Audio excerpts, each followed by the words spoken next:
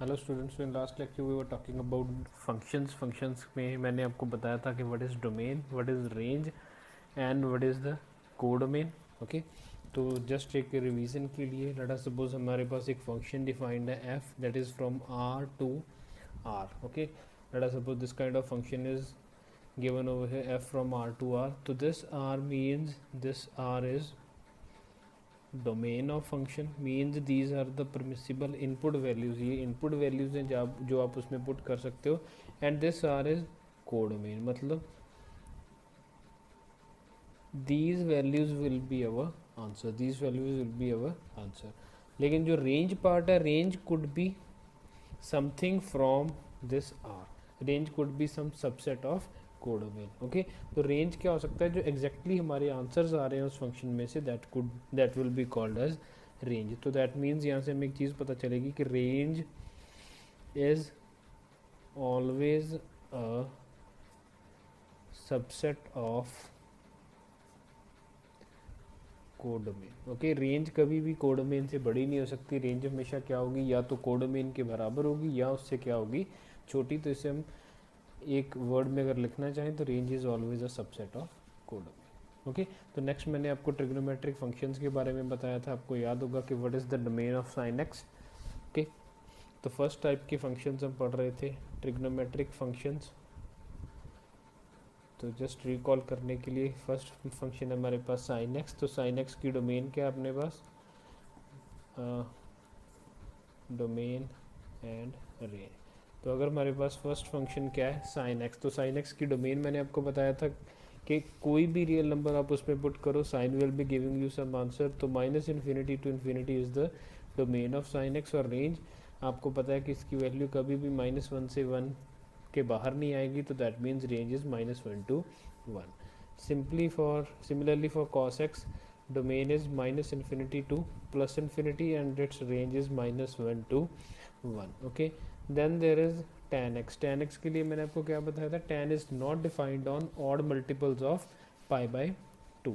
tan is not defined on odd multiples of pi by 2, तो that means r minus 2n plus 1 into pi by 2, r minus 2n plus 1 into pi by 2। और मैंने आपको ये बताया था कि tan का आंसर कोई भी रियल नंबर हो सकता है, तो that means its range is minus infinity to plus infinity. Okay, then there comes cot x. अगर कॉट एक्स की डोमेन देखें, कॉट एक्स एक्चुअल में होता क्या है, अगर हम यहाँ पे थोड़ा सा इसे डिटेल में पढ़ें, तो कॉट एक्स होता है sine upon cos, sorry cos upon sine. Okay, तो कॉट एक्स क्या होता है अपने पास, कॉस अपॉन साइन। तो मतलब कॉट एक्स सिर्फ उस जगह पे डिफाइंड नहीं होगा जिस जगह पे साइन क्या होगा, ज़ीरो। ओके, जिस जगह पे साइन ज़ीरो बन जाएगा उस जगह पे ये डिफाइंड नहीं होगा। तो साइन ज़ीरो कहाँ पे होता है, ज़ीरो, पाई, 2 पाई, 3 पाई, -2 पाई, -3 पाई, इन सब एंगल्स पे साइन की वैल्यू क्या होती है, ज़ीरो। तो कॉट एक्स की डोमेन में क्या आएगा, r माइनस एन पाई। ओके, जितने भी पाई के मल्टीपल्स हैं वो सब छोड़ के जब आप उसमें पुट करोगे एनी रियल नंबर, तो cot will be giving you answer, so it's range will be same as that of tan, so it will be minus infinity to plus infinity। okay, then there comes cosecant x। okay, cosecant x की अगर बात करें तो cosecant x क्या होता है actual में, cosecant x is 1 upon sin x। तो cosecant x वहाँ पे डिफाइंड नहीं होगा जिस जगह पे क्या होगा, साइन क्या बन जाएगा, ज़ीरो। तो साइन ज़ीरो कहाँ पे बन रहा है, एन पाई पे, तो that means its domain will also भी आर माइनस एन पाई। तो cosecant x की डोमेन भी क्या होगी, R minus n pi, and its range will be, that will be 1 upon -1 to 1, 1 upon -1 to 1। अगर आप ग्राफ रिकॉल करोगे तो हमने अब देखा था साइन को सीकेंड एक्स के ग्राफ में कि माइनस इन्फिनिटी से लेके -1 तक और 1 से लेके इन्फिनिटी तक सिर्फ यही आंसर्स होते हैं, -1 से 1 तक कोई आंसर नहीं आता। तो that means minus infinity to -1 union 1 to infinity, this will be the range of cosecant x। okay, similarly there will be secant x. Secant x कहाँ पे डिफाइंड नहीं होगा, सीकेंट एक्स वहाँ उस जगह पे डिफाइंड नहीं होगा जिस जगह पे कॉस क्या होता है, ज़ीरो। कॉस कहाँ पे ज़ीरो होता है, odd multiples of pi by 2 पे। Okay, odd multiples of pi by 2 पे कॉस क्या होता है, ज़ीरो। तो that means r minus 2n plus 1 pi by 2 and its range is same as that of cosecant x. अगर आप नहीं recall कर पा रहे तो आप ट्रिग्नोमेट्रिक फंक्शंस में से इनके ग्राफ्स देख लीजिए, आपको क्लियर कट समझ में आ जाएगा what is the range and codomain of different code trigonometric functions. Okay, तो ये चीज़ें आपने याद रखनी है, sine x, cos, tan, cot, cosecant, secant की कोड डोमेन क्या है और कंपैरेटिवली रेंज। कोड डोमेन इतना इंपॉर्टेंट पार्ट नहीं है डिस्कस करने के लिए, आपको ज़्यादा जो डिटेल में पढ़ना पड़ेगा, आपको सिर्फ डोमेन और रेंज ही पढ़ना पड़ेगा। Okay, let us start with an example. हमारे पास लेट अस सपोज ये क्वेश्चन है, question is find the range of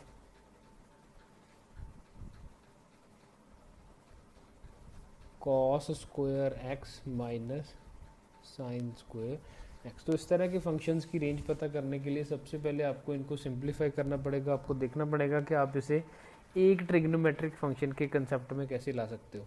हमें पता है what is cos square minus sine square x, cos square minus x, x minus sine square x किस चीज़ का formula है, this is the formula for cos 2x। तो cos 2x की range क्या होगी, same as that of cos x। मैंने last lecture में आपको बताया था कॉस 2x की रेंज में कोई डिफरेंस नहीं आएगा, that will be same as cos x। तो रेंज विल बी -1 to 1, तो answer will be -1 to 1। Okay, another will be, let us suppose एक फंक्शन है y is equals to sine x plus 2 का whole square plus 1, sine x plus 2 का whole square plus 1।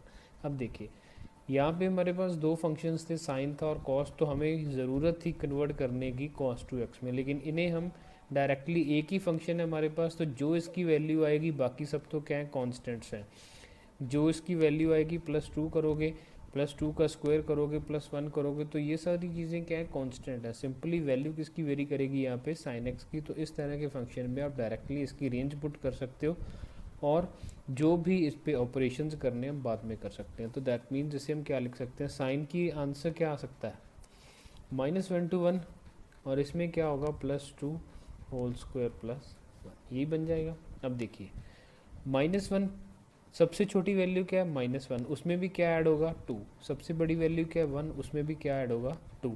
तो सबसे छोटी value क्या बन जाएगी अभी, -1 + 2 that will be equals to +1, और सबसे बड़ी वैल्यू क्या बन जाएगी, 1 + 2 तो that will be equals to 3, और इसका स्क्वायर प्लस, यही चीज़ बन जाएगी।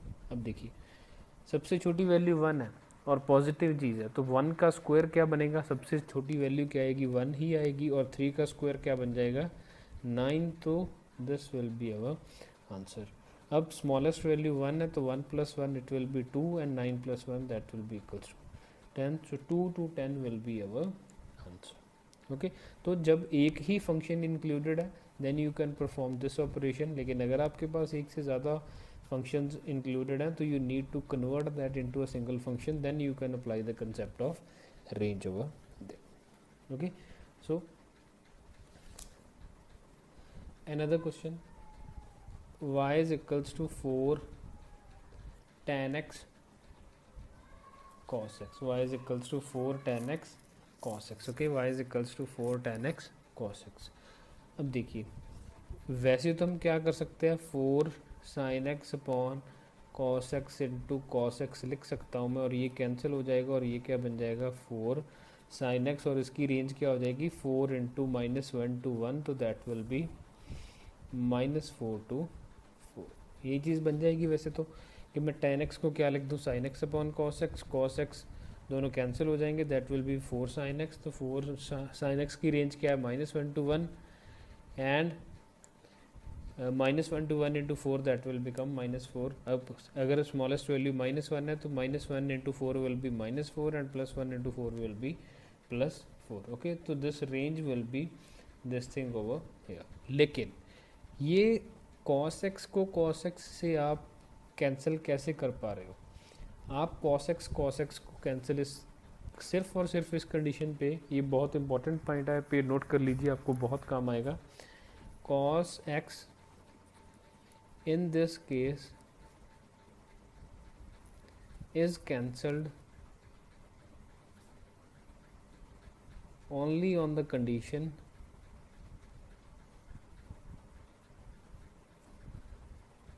that cos x is not equals to 0, that cos x is not equals to 0, that cos x is not equals to 0. Okay, तो अब हमें ये माइंड में रखना पड़ेगा कि cos x 0 नहीं होना चाहिए. अगर क्या होता cos x 0 होता तो हमें पता है sine square x plus cos square x is equals to 1 होता है. ओके, यही चीज़ होती है cos square x plus sine square x is equals to 1.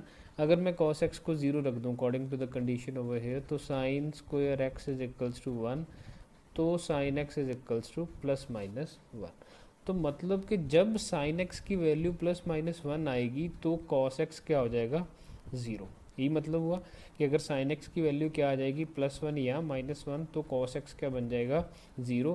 लेकिन हमें कंडीशन कौन सी, हमने कॉस एक्स को कॉस एक्स से कैसे कैंसिल किया, हमने ये अज्यूम किया कि cos x is not equals to 0. तो means this condition is a hindrance in our operation to assume cos x is equals to 0. So what we need to do, we need to eliminate this condition in our answer, that sin x should not be equals to plus minus 1. So that means this answer becomes wrong over here. Our answer will be 4 into minus 1 to 1. Open brackets होंगी, closed brackets नहीं होगी, because हमें answer +1 और -1 हमारा नहीं आ सकता. तो that will be simply -1 to +1 open brackets. That means -1 and +1 are not included. So that means range will be, range of y will be -4 to 4 open bracket. It will not be a closed bracket here, it will be open bracket. क्योंकि अगर आप closed bracket लगाओगे तो that means cos x is equals to 0 है. अगर cos x is equals to 0 हो जाए तो वो चीज़ क्या हो जाएगी, गलत हो जाएगी. We will not be able to cancel cos x and cos x. Okay, so this is the way to find out the range of a trigonometric functions. तो हमने पढ़ा कि अगर एक से ज़्यादा फंक्शंस इन्वॉल्व हैं तो सबसे पहले आप उसे एक फंक्शन की फॉर्म में लेके आओ. लेकिन अगर सिर्फ एक ही फंक्शन इन्वॉल्व है तो आप डायरेक्टली उसकी रेंज पुट करके आप उस पर सारे ऑपरेशंस परफॉर्म कर सकते हो. ओके, तो next type of functions that we need to know are polynomial functions.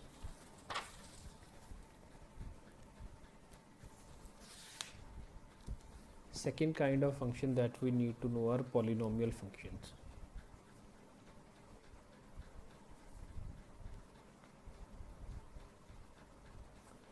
Polynomial functions आपने 9th 10th में सब में पढ़ा है कि there is a linear function, okay, then there is a quadratic function, then there is a cubic function, then there are biquadratic. तो ये सारे के सारे functions क्या कहलाते हैं, polynomial functions कहलाते हैं.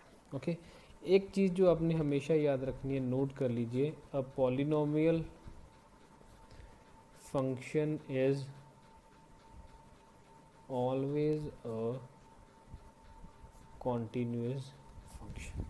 A polynomial function is always a continuous function. तो कहने का मतलब कि जिस तरह से पॉलिनोमियल फंक्शन, जैसे जिस तरह से साइन एक्स का ग्राफ मैंने आपको बताया बिल्कुल ब्रेकेज के बिना चलता है, हर एक पॉलिनोमियल फंक्शन का ग्राफ भी बिल्कुल वैसा ही चलेगा, चाहे वो लीनियर है, चाहे वो क्वाड्रेटिक है, चाहे वो क्यूबिक है, चाहे वो बाइक्वाड्रेटिक है. लीनियर का ग्राफ आपको पता होगा, याद होगा, 10th में आपने पढ़ा होगा कि that will be a straight line. Quadratic का ग्राफ क्या होता है, हमेशा पैराबोला होता है. क्यूबिक का ग्राफ क्या होता है, एक कर्व होती है कटिंग एक्स एक्सिस एट 2 और 3 पॉइंट्स. ओके, तो ये तीनों आपको पढ़ने ज़रूरी है, लाइन, पैराबोला और what kind of graph is for cubic. लेकिन आपको ये चीज़ याद रखनी है कि polynomial function is always a continuous function. Okay, for example line है, लाइन आप ऑलवेज कॉन्टीन्यूअस होती है. Parabola, parabola is always a continuous function. Cubic का ग्राफ भी हमेशा क्या रहता है, कॉन्टीन्यूअस ही रहता है. Okay,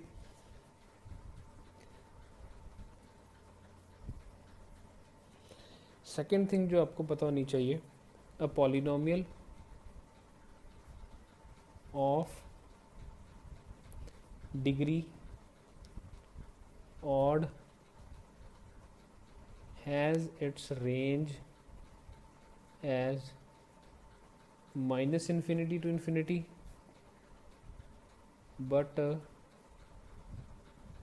polynomial of degree even, but a polynomial of degree even has a range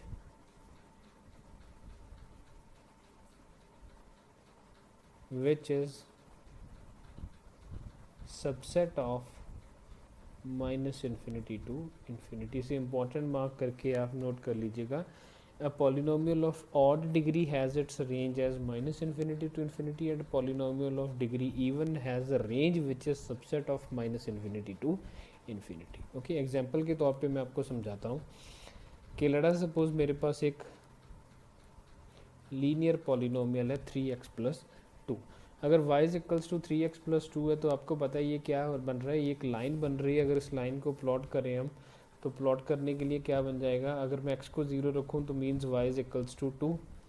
okay, तो 0,2। अगर मैं y को 0 रखूँ तो x इज -2/3, तो -2/3, 0। तो these two points are there and this will be the straight line. Okay, अब range क्या है इसकी, y की वैल्यू क्या है, अपनी रेंज है, y की वैल्यू है, वही तो आंसर आ रहे हैं। x की वैल्यू आप वेरी करवा रहे हो, y के आंसर्स आ रहे हैं, तो मतलब रेंज क्या है, y की वैल्यू। अब अगर देखोगे y की वैल्यू नेगेटिव y से शुरू होकर पॉजिटिव y तक इन्फाइनेटली वेरी कर रही है, तो means range is minus infinity to plus infinity. और यही मैंने लिखवाया कि polynomial of degree even odd. अब इसकी डिग्री कितनी है 1। उसी तरह से एक पॉलिनोमियल होगा जिसकी डिग्री क्या होगी 3, फिर एक होगा जिसकी डिग्री होगी 5, फिर 7। तो इस तरह के सारे पॉलिनोमियल्स की रेंज हमेशा क्या आएगी, minus infinity to plus infinity.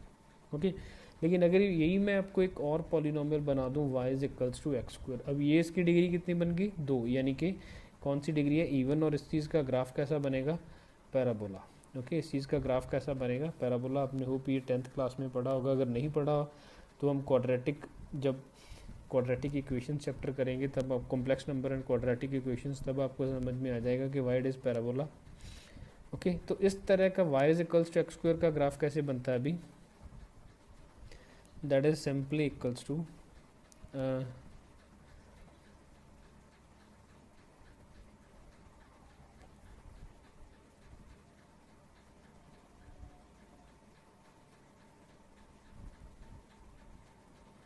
this kind of parabola will be there.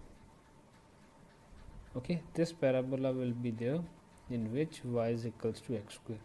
Okay, अब इसकी अगर आप देखोगे तो क्या होगा, y की नेगेटिव साइड तो कोई अपना आंसर है ही नहीं, है ना। सिंपली अपने आंसर्स कहाँ से वेरी कर रहे हैं, y इज इक्वल्स टू 0 से लेके y is equals to plus infinity तक जा रहे हैं। तो means our range is subset of minus infinity to plus infinity which is 0 to infinity. Range क्या आ रही है 0 to infinity which is subset of minus infinity to plus infinity. तो ये चीज़ होल डिग्रीज, सारी डिग्रीज के लिए एप्लीकेबल है कि अगर तो डिग्री क्या है even, the range will be simply it will be subset of minus infinity to infinity. वो आपको देखना पड़ेगा कि वो सबसेट कौन सा। लेकिन अगर उसकी डिग्री ऑड है तो simply it will be all real numbers that it will be minus infinity to plus infinity. Okay, again next thing about the domain of real polynomial function, domain could be any real number। domain आपको polynomial function में कुछ भी value ऐसी नहीं होगी जिसको आपको input करो आप उस फंक्शन में और आंसर ना आए। तो means domain of a polynomial function will always be a real number। polynomial function will always be a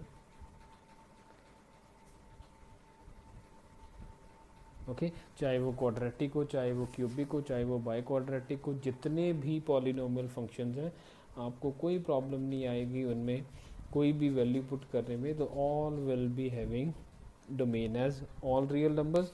range में क्या आएगा, अगर इवन है तो that will be subset of minus infinity to plus infinity. If it is odd degree polynomial तो its range will be minus infinity to plus infinity. Okay, then they similarly according बिल्कुल same polynomial functions के बिल्कुल same तरह का एक और function है हमारे पास, those are called algebraic functions.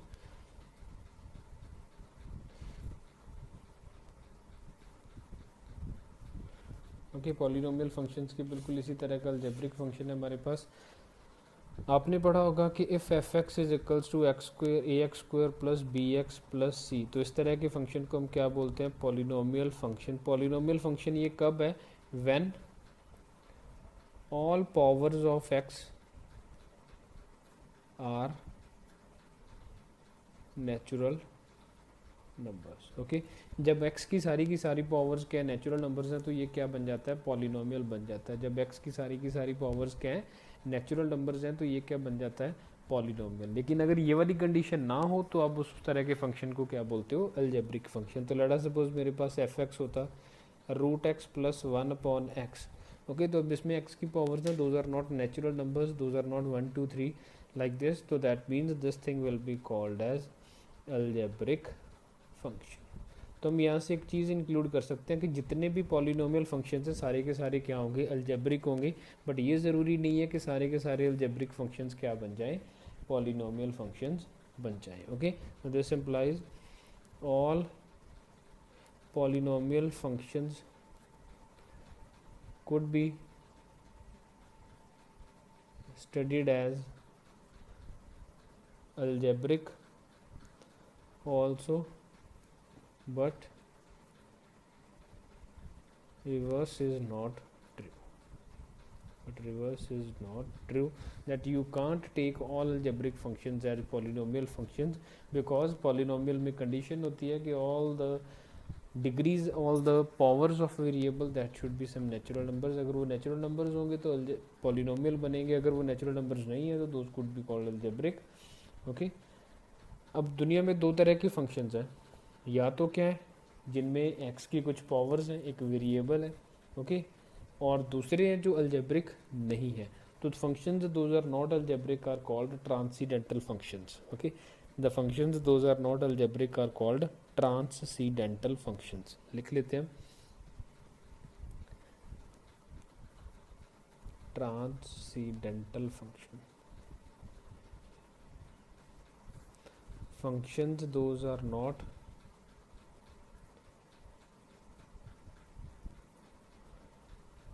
algebraic are called transcendental। जैसे मैं अगर कहूँ f(x) is equals to x plus sine x, अब में एक x तो अलजेब्रिक था लेकिन साइन x उसमें एक फ़ौरन हमारे पास एक अलजेब्रिक फंक्शन के बिना ट्रिग्नोमेट्रिक फंक्शन आके इसमें ऐड हो गया, तो ये क्या बन जाता है, ट्रांसीडेंटल फंक्शन। अगर मैं लिख दूँ f(x) is equals to x² plus 2 log x, तो ये भी क्या है, एक ट्रांसीडेंटल फंक्शन है, क्योंकि log x इसमें अलजेब्रिक फंक्शन नहीं। ओके, तो these are called the transcendental functions. Algebraic functions को हम ज़्यादा डिटेल में नहीं पढ़ेंगे कि because algebraic functions are simply associated with the polynomial functions. अगर आपको पॉलिनोमियल फंक्शंस के क्वेश्चन करने आ जाएंगे तो you will be able to do the algebraic functions also. Okay, तो अभी तक हमने तीन तरह के फंक्शंस पढ़े हैं। First we talked about trigonometric function, their range and domain। Okay, then we talked about polynomial functions, their domain and range। then we talked about algebraic, and algebraic में अंदर हमने पढ़ा there are transcendental functions also। transcendental functions means the functions those are not algebraic functions। okay, now the fourth category is exponential function।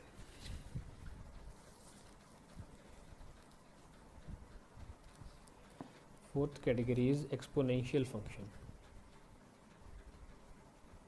Exponential के बारे में थोड़ा सा मैंने आपको बताया था जब हम लॉगरिदमिक फंक्शंस के बारे में पढ़ रहे थे कि a raise to the power x is called exponential function. Okay, कि अगर आप लिखो कि log of x base a is equals to y, तो a raise to the power y is equals to x, तो इस तरह की जो फंक्शंस होते हैं उन्हें हम क्या बोलते हैं, एक्सपोनेंशियल फंक्शन।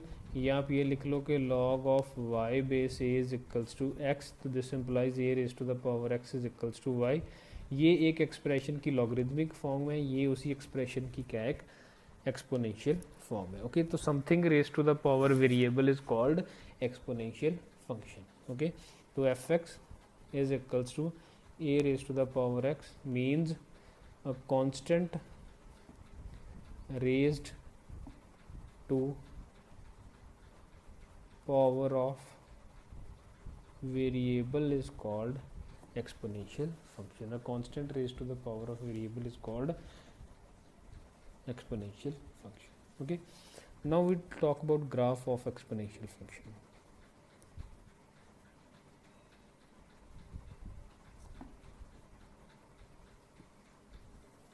okay, अब दो कंडीशंस हो सकती हैं, constant raise to the power x, so that constant could be greater than 1 also, that constant could be less than 1 also. Okay, that constant could be greater than 1 or that constant could be less than 1. और ये constant कभी भी negative नहीं होगा, negative के बारे में हम नहीं पढ़ेंगे. Negative the exponent that can't be less than zero. हमने लॉगरिथमिक में भी पढ़ा था कि this can't be negative because base मैंने आपको बताया था लॉग का जो बेस है, neither that could be zero, neither that could be negative, neither that could be one. Base कभी ज़ीरो नहीं हो सकता, बेस कभी नेगेटिव नहीं हो सकता, बेस कभी वन नहीं हो सकता. मतलब ए बिलोंग्स टू क्या होता है, a belongs to zero to infinity minus one. Okay, या आप ऐसे लिख सकते हो zero to one union one to infinity. या तो ये क्या होगा, ज़ीरो टू वन होगा, या ये क्या होगा, वन टू इन्फिनिटी होगा. ओके, तो अगर हम नंबर लाइन पे देखें तो नंबर लाइन पे ज़ीरो वन इन्फिनिटी, तो या तो इस कंडीशन में लाई करेगा या वो इस कंडीशन में लाई करेगा. Okay, either that will be lying in this interval or this will that will be lying in this interval, because मैंने आपको बताया था the base can't be negative, the base can't be zero and the base can't be one for that logarithmic function. तो वहीं से exponential function derive हुआ है. तो मतलब that can't be negative, that can't be one, that can't be zero और that can't be negative. Okay, तो सबसे पहली कंडीशन क्या हो सकती है, फर्स्ट सब part could be if A is greater than one. Okay, if A is greater than one, if अगर ए क्या हो जाए, ग्रेटर दैन वन हो जाए, तब किस तरह का ग्राफ बनेगा. ओके, तो let us suppose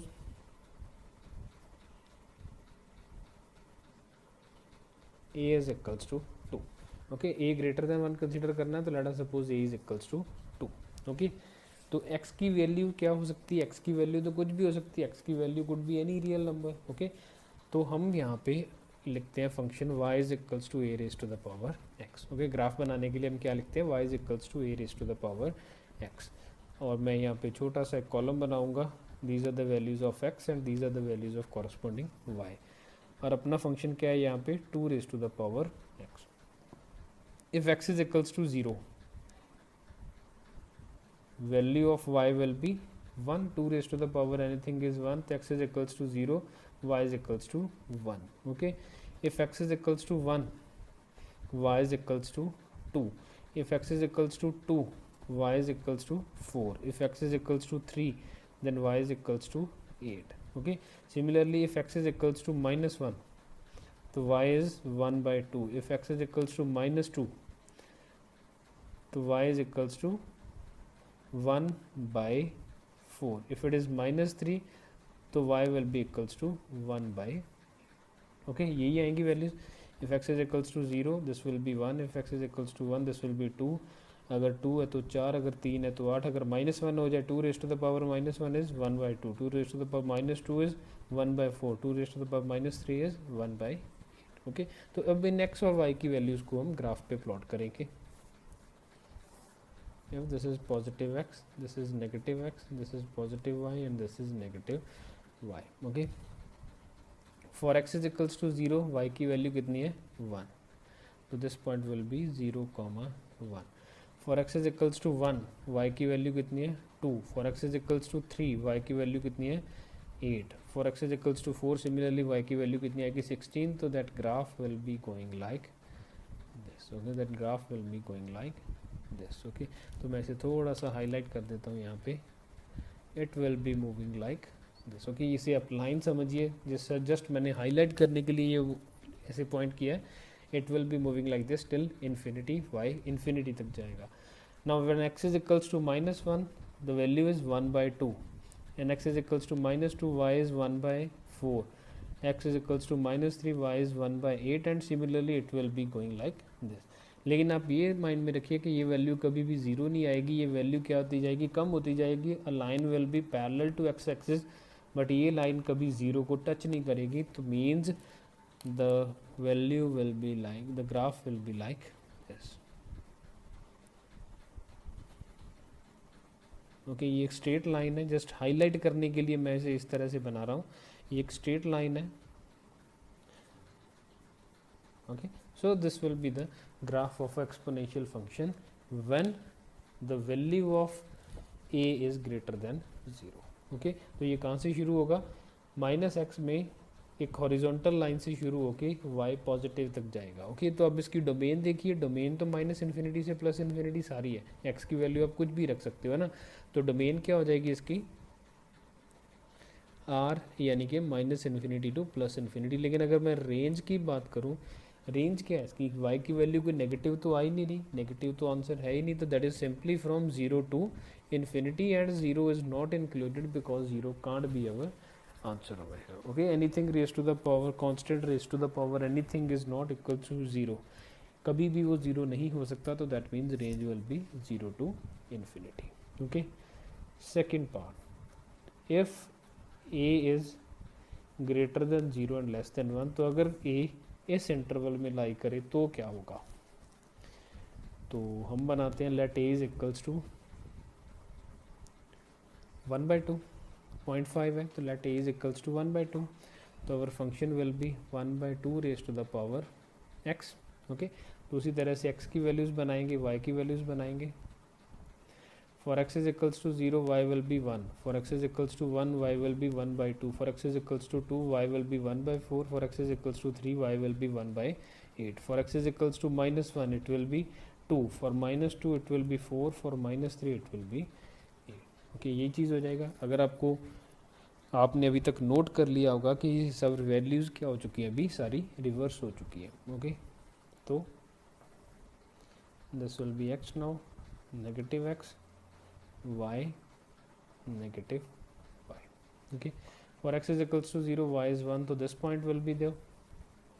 For x is equals to 1, y is 1/2. For x is equals to 3, y is 1/8. For x is equals to 4, like this. So means now the graph will be decreasing like this, and here it will be a line parallel to the x-axis.